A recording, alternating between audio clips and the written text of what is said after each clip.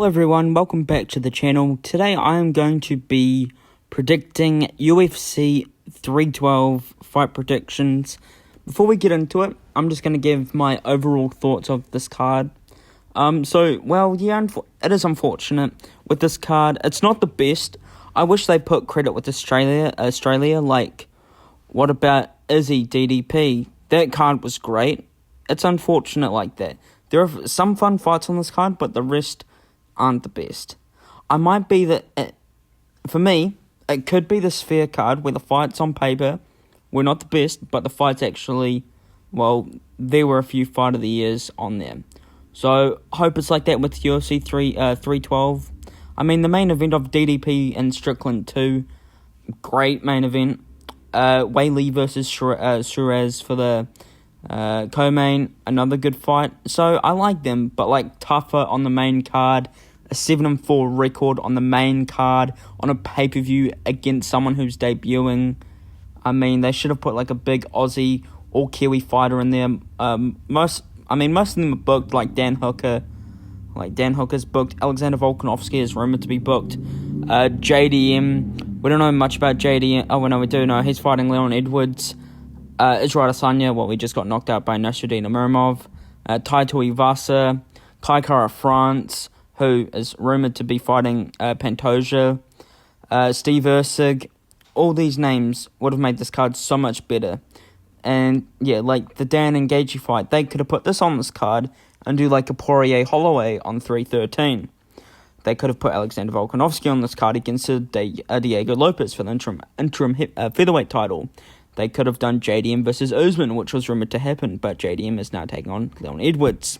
They could have done the Izzy versus Amirov fight on this card and do MVP versus Shara as main as well. And, Ty, it's not doing too good, but he could have fought, a Deniz. Deniz was probably the best option for him, but, it's just unfortunate at the end of the day. Anyway, we're just going to get straight into it. Starting off the first fight of the card, we have Quaylen Scaled versus Anoush Jubilee. I'm going to go with Quaylen Scaled. Anoush Jubilee just can't beat anyone good. Good contenders Quaylen is one. And, I just think Quaylen is just a better fighter. Anoush Jubilee, I will never pick him until he proves me wrong. He is just going on a downfall right now. He is 4-1, but some of them fights, he hasn't been looking the best. And Quaylen Selkid, he's the minus 400 favourite. His last 5 fights, he got them all to him. He's 7-1. But I see Quaylen winning here by KO in the round 2. I just don't think it's going to end well for Anoush Jubilee. But Quaylen's Selkill. I don't know how to say that name, but I'll give it to him. Next time we have Jonathan McCliff versus Kevin Jousset. I'm going to go with Kevin Jousset. What a shock twist. I'm going with Kevin Jousset, who's climbing on the leaderboard, getting better every fight. Well, Jonathan, he's just there, to be honest. I just think this fight will be an easy victory for Kevin Jousset, so I have him by a decision, and he'll probably win all the rounds in this fight. Jonathan McLaughlin, or whatever the fuck his name is, I could not care. I do not, to be honest, who cares about him? He's just there, But Kevin Jousset, he's climbing up there. He's been with City Kickboxing. I don't know how long he's been training there. He did a little bit for this fight, and City Kickboxing, didn't do too good with Izzy, but maybe Kevin Jousset could do this, but this fight, whatever. Next fight, Cody Steele versus Rong Zhu. I think Rong Zhu is going to become some sort of prospect. He's not. We've given him enough chances, and he keeps on losing. Cody Steele is a legitimate prospect. Just beat Jason Blair on the Contender Series. Finished him with body shots in the second. Nasty performance from Cody Steele. I think Cody Steele by KO round 2. I think Rong Zhu, he's not doing as good as what we are expecting of him. It's kind of disappointing to see from him. But I mean, I would love Cody Steele to get this win. He is the favourite in this fight, and I will give it to him. Just because, like I said, Rongshu, he's not doing too good. His performances, I mean, yes, he's 4-1 in his last 5, but I mean, that last performance, he was not the best. But I mean, Cody Steele, I would say him to win that. Next fight, we have Colby Thickness versus Alexandre Topuria. This one is somewhat interesting to break down. Like, it's a pretty decent fight. I'm going to be honest, I'm going to go with Alexandre Topuria. A lot of people give him a lot of shit because he's fought nothing but schmucks in his career. His last opponent he fought was 3-1. The opponent that he lost to was 0-0. He was much larger than him. Massive weight advantage over him. Ended up TKOing him in the 3rd round. And then, became 4-0. As a professional fighter. Clearly sourced out of his mind, I am not going to hold too much to Topuria that he has fought nothing but schmucks. Colby, the thickness, he's good, but the thing he doesn't have the physicality that I am looking for. I haven't seen him fight too great, and I know you can say about that with Alexandre Topuria, but he's gotten really good, slick takedown entries. He's a technical fighter, but one thing I notice is he is a little too gun shy early. I'm a little hesitant, little faint. Like I said, he has good takedown. This is Colby Thickness. He does have good takedown entries. I don't think he can put them on Topuria. He still has the same grappling background that Ilia Topuria has. I just think that the reason why I'm going with Topuria is the physicality to Topuria, and also Thickness is taking this on short notice as well. This was supposed to be Cody Haddon. I just see it ending early. Topuria has a full training camp. I think he gets his debut win. I think eventually he will owe to someone, and I just don't think it's Colby. So I have Alessandro Topuria by first round TKO. I mean, Colby Thickness, it sucks for him, but I mean, at the end of the day, I think Alessandro Topuria is gonna put it on Colby Thickness, and he will eventually TKO him. Next fight on this card. What the fuck am I saying? The next fight on the card we have is Wang Kong versus Bruna Brazil. I'm gonna go with Wang Kong to beat Bruna Brazil. It is a tricky fight to predict, but I'm gonna go with Wang Kong. I think she's lost. I know she lost in the last fight. She got a little bit fraud checked. She got rocked. I am going to trust that Wang goes out there and takes full control. I don't think she'll get chinned this time. So I got Wang Kong to win this fight by a decision. I think Bruna Brazil had a good performance against, was it Molly McCann? I think that's who she fought last. I can't remember exactly. But I mean, she had a great performance against her. Wang Kong, she fought on the China card, where it was Davison Figueiredo versus PDR as main event. She fought on that card, and she lost that. But I mean, this fight, it is tricky to predict, but I have Wang Kong by a decision here. Next fight on this card, we have Tom Nolan versus Vyacheslav Borshev. A very fun fight, actually. Extremely fun fight. This is a very close fight to call. I'm going to go with Vyacheslav Borshev, late rounds TKO. Tom Nolan is very dangerous. I did watch him lose to Nicholas Motta. Other than that, we don't know how tested he is. And Vyacheslav, you're going to strike with him. Good luck. He's a very dangerous guy on the feet, and you will have to mix it up with him. I don't know if Tom Nolan has these layers to his game, and if he ends up in a stand-up fight and doesn't get it done in the early rounds, it won't work out great for Nolan. Vyacheslav Borshev by round 2 TKO for the win. I just think, he's the favourite in this fight. I think he's going to win it. But Tom Nolan, don't get me wrong, he could put the upset on, and I wouldn't be mad. But very extremely fun fight, but yes. Next fight on this card, we got Jack Jenkins versus Gabriel Santos. I'm going to go with Jack Jenkins over Gabriel Santos. Another very tricky fight to predict, but I truly believe in Jack Jenkins as a prospect. Gabriel Santos has a very good very good, very big for the division as well. But Jack Jenkins, very technical, very sound, very good, very damaging with his low kicks. He's got strong bones. I think he has broken so many legs and arms of his last opponents that he's fought. It's like a recurring thing of Jack Jenkins' opponents. And they go to the distance with him, and then he would have cracked you on the shin or cracked your forearm or something around those lines. A very dangerous dude. Gabriel Santos has a good debut in his career against Lerone Murphy. He had a good performance against Lerone. I'm going with Jack Jenkins. He is like a Lerone Murphy type of fighter, so I do think he'll be able to get this one done. So I have Jack Jenkins here by a decision. And I would love Jack Jenkins to win this just because I'm a little fan of Jack Jenkins. I mean, he's a great fighter. And I think he is climbing up the leaderboard. He's a great prospect for UFC and for the featherweight division. So I do think Jack Jenkins will win this. Next fight on the card we have is Jake Matthews versus Francisco Prado. On the main card of a pay-per-view in 2025. They are disrespecting the fuck out of these Australian cards. We got Saudi cards where they put all main card worthy fights on the fucking prelims. I'm going to go with Jake Matthews here over Francisco Prado. He's bigger, he's got more range, he's a lot more experience. Prado is 22 years old. Sorry, he's not 22 years old. He is 30 years old, I am sorry. He's had a lot of damage early in his career. He's had a few fights where he's just had some trouble. Jake Matthews is going to get this one done. A technical performance by him.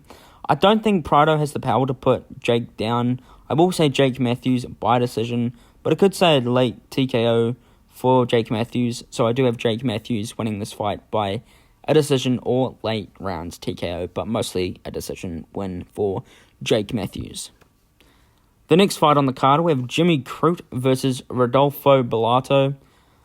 There are 15 ranked per divisions. There are 8 divisions, men divisions in the UFC. There is 120 fighters ranked men's fighters. There are 12 pay-per-views in a year. How on earth did these guys not fill the pay-per-view cards? How does this make any sense? Pay them less. Alright, it's fucking annoying that, one, you got fucking Jake Matthews on a pay-per-view main card. I know it's in Australia, but come on. And then you got fucking Jimmy Crute versus Rodolfo Bellato. I know I'm not trying to be mad, but I'm kind of fucking pissed off. But Jimmy Crute versus Rodolfo Bellato, there are 15 ranked fighters per division. 8 male fucking divisions, alright? It pisses me off that the UFC just disrespect the fuck out of Australia. Think about the cards that they've done. Think about, a good one. DDP versus Adesanya. You had Kai Kara-France versus Steve Erceg. You got Dan Hooker versus Mateusz Gamrot. You had Taito Iwasa versus Jahizo Rosenstruck. You had Carlos Prates on that card. That card was really good. This card, what the fuck has happened here? They have just disrespected the fuck out of Australia, and it just pisses me off just because, come on, we could have put some good fights on this card, and it just makes me sick, you really just had to fucking do this to the UFC, to Australia, sorry. Yes, the main event of DDP versus Strickland, what a great bloody main event, and Zhang Weili versus Tatiana Suarez for the women's strawweight title, what a great fight to add to that card, but then you got, Jake Matthews versus Francisco Prado, fucking Jimmy Crute versus Rodolfo Bellato, Justin Tafa versus Talison Teixeira, a fucking debut guy, what the fuck. Zhang Weili versus Tatiana Suarez, a good fight. Then Dricus du Plessis versus Sean Strickland for the middleweight title. Are you taking the piss? Yes, you have a good main and co-main, but come on. You could have put Steve Erceg on this card. You could have put bloody Taito Iwasa on this card. You could have put Kai Kara-France on this card if he wasn't fighting Pantoja. You could put Alex versus Diego as the co-main or probably the main event. It just pisses me off. I'm sorry. Anyway, I do think Francisco Prado is going to win here. I do think he's going to get this one done. Jake Matthews. Jimmy. I am fucking stumbling right now. I don't care. Rodolfo Bellato. Yes, he's getting this one done. I got him by KO in the second round. Who gives a fuck? Next fight. The fight I was just talking about.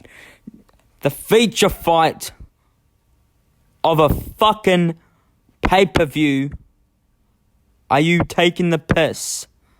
Justin Taffer versus Talison Teixeira.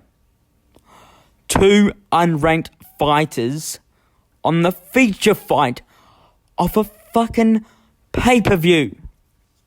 That pisses me off. Fuck. Anyway, Talison Teixeira, he's making his debut. This guy's 30 years old. He's on a feature fight of a pay-per-view. He has not even been in the UFC. He's done some kickboxing. He could be sourced to fucking obliteration, whatever the fuck that word is, and you wouldn't even know because the USADA shit won't kick in with this fucking fighter yet. Anyway, he's a tall, rangy dude from Brazil on a streak of 7-0, long-ass reach, 6'7", dangerous guy, a ton of finishes. This is a pretty risky one to predict, but I'm going to side with Talison Teixeira here. Well, Taffer hasn't been looking the best right now. Yes, he's finished Austin Lane, but to be honest, he's shit. And, well, he recently lost to Carl Williams. Like, come on. I do think Talison Teixeira is going to win, and I think he's going to get it done by KO in the second round. Yeah, sorry, Justin, but yeah. Let's get into the co-main event. Now we're getting into some fun fights. Zhang Weili versus Tatiana Suarez for the women's strawweight title. This is an intriguing one. Tatiana is just too injury prone. She had an illness. Yeah, I know that she bounced back. She has some good performances, to be fair. She's beaten Jessica Andrade. She took down and submitted Alexa Grasso in the first round. So yeah, look, I'm going with Tatiana Suarez here. I feel like Zhang Weili has been making a few mistakes in the third Namajunas fight. Even though it was very close, she did get taken down and held down for quite a bit. I do think Tatiana might actually be able to out-wrestle Zhang Weili. I think Zhang has been looking quite bad. I know she's been working on her English. That was pretty wholesome to see through the fight week. I really don't know. Zhang is 35 years old, hasn't been active. I know Tatiana hasn't been either. But we have seen a massive drop-off in the activity of Weili. Like, decision with Lemos and Yan Zhaonan. I'm not seeing finishing potential like I've seen before. I have Tatiana Suarez here by a close decision. Probably talks of a rematch, but yeah, Tatiana Suarez and you. I think she's going to win this fight by a close decision, but it'll be a fun fight. Now let's get into this main event. Finally, we're getting into the best fight of this fucking card. Dricus du Plessis versus Sean Strickland for the middleweight title. We finally have a fucking fight on this card. We finally got there at the end. I'm going with Dricus du Plessis in this rematch over Sean Strickland. I think DDP is more improving. I think he is hungry. I think there's a less bitterness. Like, yeah, Strickland will be going in there with the bitterness, like having the mindset of we got to a decision, they will rob me. I don't like that mindset of him saying we can't get this to a decision because they'll rob me. Like if Strickland had the mindset for this fight of I can't take this to a decision, I need to finish this fight. Well, I think that leaves him open than the first fight they had. Dricus du Plessis, like, he's younger. Like, he's way younger in his UFC career. Strickland has been doing this for God knows how long, a long-ass time. Dricus du Plessis is on a roll right now. He's getting better and better. I think his stand-up looked good against Israel Adesanya. I do think DDP will shoot takedowns on Strickland and will probably get them. He will mix it up. It's more likely him to mix it up than Sean Strickland will mix it up. I think that gives him a massive advantage in an MMA fight against him. He's less likely to make it to the scorecards, and I think it's most likely to get a knockout. Strickland, yeah. I think Dricus is more likely to get a knockout than Strickland is to get a knockout of Dricus du Plessis. Strickland will not chew up the low kick on DDP. He will go out there and jab and sometimes throw the right hand and then tape and front kicks his way to a decision if he can. There are way more options of success for Dricus, so I'm going with Dricus. People might say, well, if the cut doesn't open up on Strickland, it will be a different fight. that cut is only scar tissue. It didn't just heal and go back to normal. On the other hand, I don't think DDP's face is going to react with the swelling up with the swelling up like what it did in the first fight. It's most likely Strickland to cut to reopen than DDP's face to swell. And well, as we know, Strickland has now got a fucking staph infection, so good on him. So that's going to be a lot of fun for this fight. But I think that's going to fucking trigger him, this staph infection. So yeah, I'm going to go with Dricus du Plessis here, and I think he's going to knock Sean Strickland out. I think he's going to knock him out in the third round. And that is my prediction. Dricus du Plessis by KO in the third round. There we go. Thank you for watching my predictions for UFC 312. I hope you enjoyed it. Stay tuned. I will be recapping this event, and I will be doing who should fight who next in the later days. And yeah, I hope you enjoyed it. Please subscribe to my channel. That'd be a massive help. Thank you for watching. Take care. Goodbye.